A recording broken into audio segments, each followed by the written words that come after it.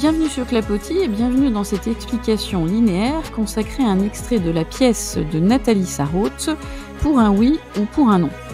Alors ensemble, nous allons voir comment structurer votre lecture linéaire le jour de l'oral.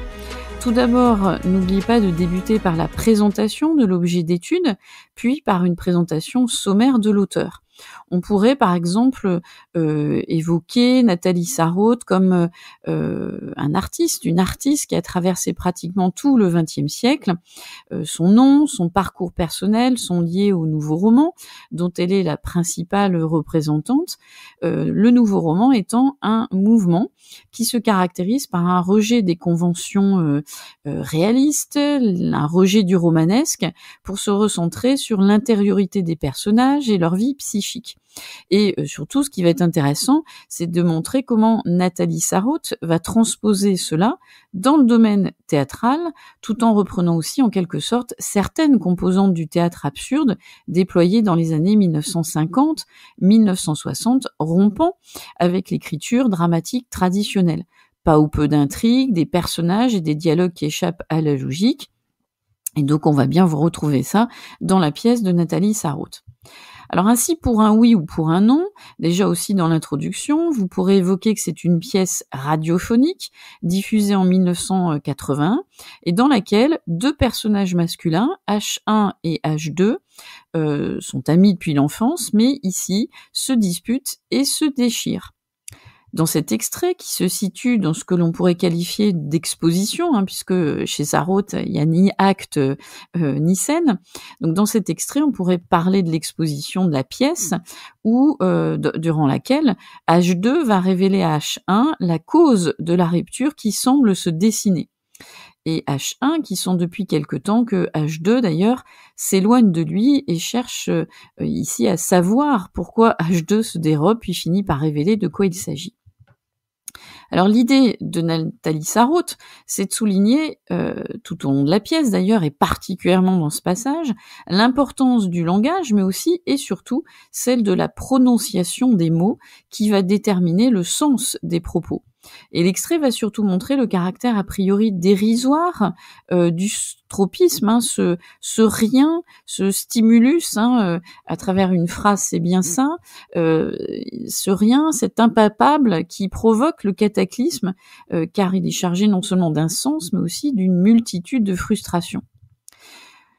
Petit point pour la lecture expressive, quelques petits conseils surtout, soulignez par vos intonations l'opposition des caractères entre les deux personnages. H1 est ici plus volontaire et insistant que H2 qui semble réticent, hésitant. N'hésitez pas à faire des pauses expressives qui traduiraient très bien les points de suspension, une des marques de fabrique de Sarraute. Et n'oubliez pas que cette lecture expressive vous permettra de gagner les fameux 2 points. Et donc par cette expressivité de votre lecture, vous montrerez déjà que vous avez saisi toute la caractéristique de cet extrait. Alors ensuite, vous annoncerez le projet de lecture, la question qui va guider votre analyse. Pour l'heure, on pourra en formuler une assez simple, sous la forme que vous voyez apparaître, en quoi la révélation de l'origine de la dispute entre H1 et H2 est-elle déroutante, et par la suite, vous pourrez présenter ainsi les mouvements du texte qui apparaissent aussi à l'écran, mouvements assez simples à délimiter et qui font ressortir l'essence même du texte. Donc concrètement, le jour J, vous délimitez les 2 passages et puis vous expliquez comment justement vous allez progressivement à travers votre lecture linéaire faire émerger les éléments les plus probants. Alors on va débuter par cette première partie que vous voyez apparaître. Donc on va s'intéresser à cette première partie qu'on pourrait qualifier d'interrogatoire pressant. Alors le malentendu débute entre H1 et H2 et il débute sur un terme, un mot qui est justement mot. H1 comprend, lui, au sens où on l'emploie à travers l'expression avoir des mots, c'est-à-dire se quereller. Sa réplique débute d'ailleurs par 2 questions qui traduisent son étonnement, qui ne sont pas fins. Des mots entre nous? le pronom personnel nous montre bien que le terme est compris de sa part comme se quereller. La tournure négative, ce n'est pas possible, montre qu'à ce stade, il ne comprend pas en quoi une querelle puisse exister entre eux. Les points de suspension soulignent d'ailleurs son étonnement, et le conditionnel, je m'en serais souvenu, montre déjà que H1 ne perçoit pas en fait l'origine d'un quelconque conflit entre eux. Tout n'est hypothèse et hypothèse des plus confuses pour lui. On voit déjà, d'ailleurs à ce stade, que H1 cherche une explication tangible, explicite à l'éloignement de H2. Les points de suspension traduisent ses doutes, ses questionnements qui sont en train de s'installer dans son esprit. H2, on le voit, lui, ne donne pas le même sens aux mots. Il dit d'ailleurs, non pas des mots comme ça, d'autres mots. Le recours à la tournure négative pour débuter sa réplique montre bien qu'il est, lui, en revanche, dans l'affirmation déjà de sa théorie qui déjà a été élaborée dans sa tête. Le non apparaît comme catégorique et l'explication de l'éloignement réside dans l'impalpable, l'indicible, les fameux mots qu'on n'a pas eus, ces fameux non-dits. L'adverbe, justement, suivi des points de suspension, conforte bien sa prise de position et sa vision. Leur éloignement provient bien de ce qui n'est pas dit, de ces mots qui ne sont pas prononcés. Ensuite, la réplique de H1 traduit son aspect plus pressant, plus insistant vis-à-vis de son ami par les deux tournures interrogatives successives. On remarque le recours d'ailleurs à deux tournures affirmatives, tu me fais languir, tu me taquines, rythmées par les points de suspension qui commencent petit à petit à envahir le dialogue. Les paroles sont là, mais les non-dits aussi. Alors on pourrait s'amuser à souligner d'ailleurs le jeu des pronoms. Le tu, sujet grammatical, le moi, me, objet, qui annonce déjà non plus un face-à-face, mais un véritable débat devenant dispute et affrontement. La réplique de H2, mais non, je ne te taquine pas, montre que la tentative de H1 à trouver une explication rationnelle à ce malaise est tout de suite réfutée par les dénégations de H2. La conjonction de coordination répétée mais, la double négation et les points de suspension installent véritablement ici le trouble entre les deux personnages, d'autant plus que lorsque H2 prononce cette phrase inachevée et débutée par la tournure hypothétique, mais si je te l'ai dit, on voit bien que lorsqu'il prononce cette phrase, eh bien là le malaise s'installe définitivement. Et dès lors, le spectateur d'ailleurs ressent le glissement du dialogue vers une tension inéluctable. Alors, qu'est-ce qui se passera ? Tu me dis que ce n'est rien. H1 reprend l'idée énoncée par H2 en la retournant contre lui, qui au demeurant persiste dans son refus. Mais justement, ce n'est rien et c'est à cause de ce rien. La répétition de l'adverbe justement, le côté itératif du pronom indéfini rien, ce n'est rien, le démonstratif ce, rien le présentant comme le responsable de ce malaise. Ce rien apparaît alors comme une énigme, un mystère à déchiffrer, d'autant plus sibyllin qu'il est indicible et invisible. Et à cet instant, le spectateur peut y voir un aspect comique, dérisoire, car en fait leur dialogue, leur début de querelle ne repose sur rien de palpable. Or, il y a une vraie dispute qui se déclenche ici par quelque chose de clairement et paradoxalement identifié. Et puis H1, par sa réplique « Ah, on y arrive », l'interjection même du « Ah », même si le point exclamatif n'est pas présent, peut suggérer ici l'agacement de H1 qui arrive tout de même à obtenir un semblant de début d'explication, qu'il formule d'ailleurs par des mots-clés et qui permettent de mettre du sens à ce rien. Tu t'es éloigné, tu as voulu rompre. Il utilise d'ailleurs deux verbes aux connotations très fortes, rompre, s'éloigner. Et la stratégie de H1 finit par payer d'ailleurs, puisque H2 finit par avouer en quelque sorte. La didascalie soupir le montre.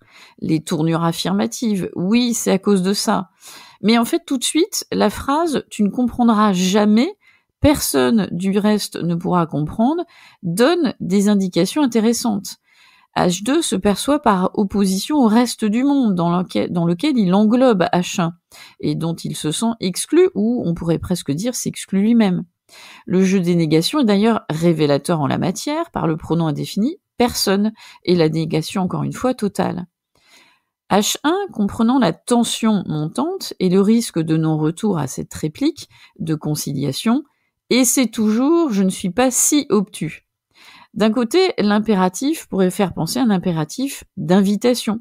Et la phrase à la négation est à comprendre « je ne suis pas si obtus » dans le sens « je suis tout de même assez ouvert dans la discussion, donc réglons le problème maintenant ». Mais l'adjectif obtus aurait dû laisser la porte ouverte à l'aveu de H2. Or, les faits est son contraire, puisque H2 réplique tout de suite « oh si », qui fait écho à l'interjection A de H1, toujours sans l'exclamation.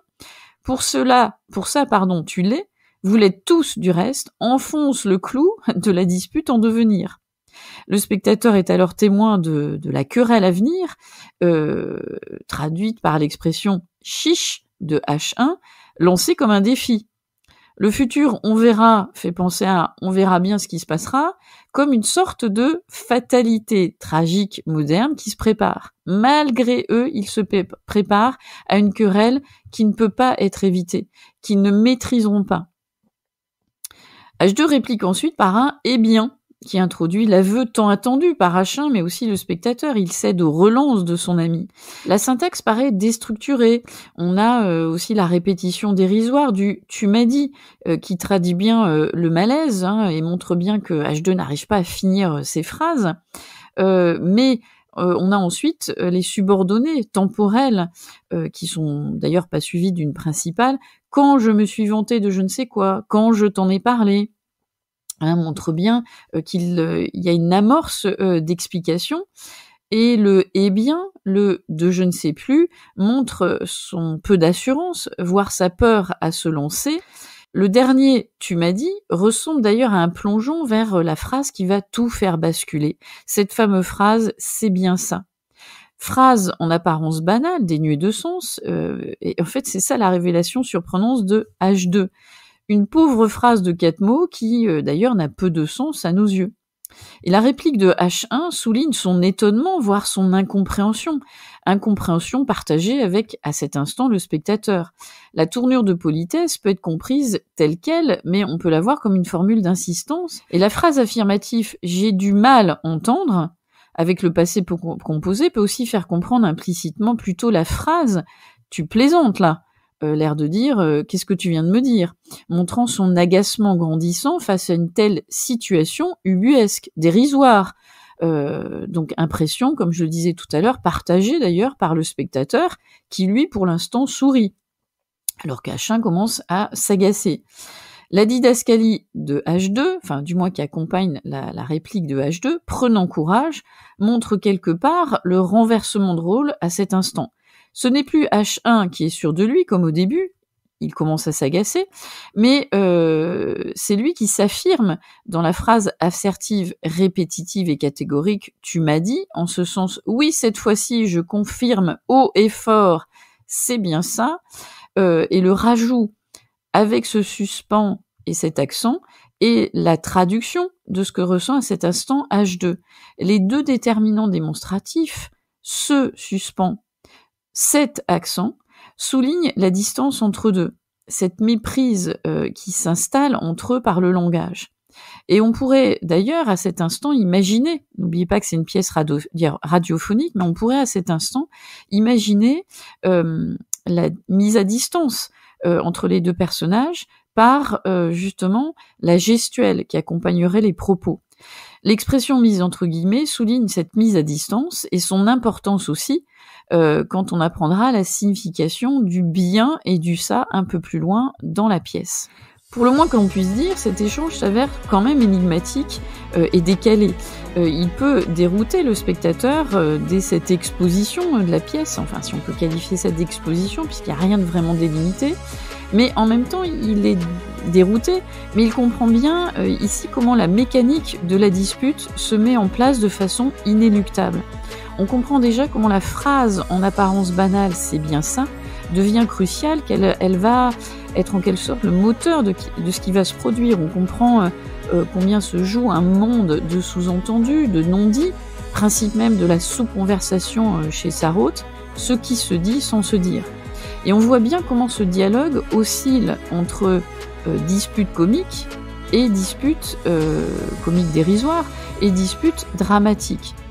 On pourrait alors montrer comment Sarraute s'inscrit dans cette tradition qui consiste à exploiter le théâtre comme lieu d'expression, de confrontation.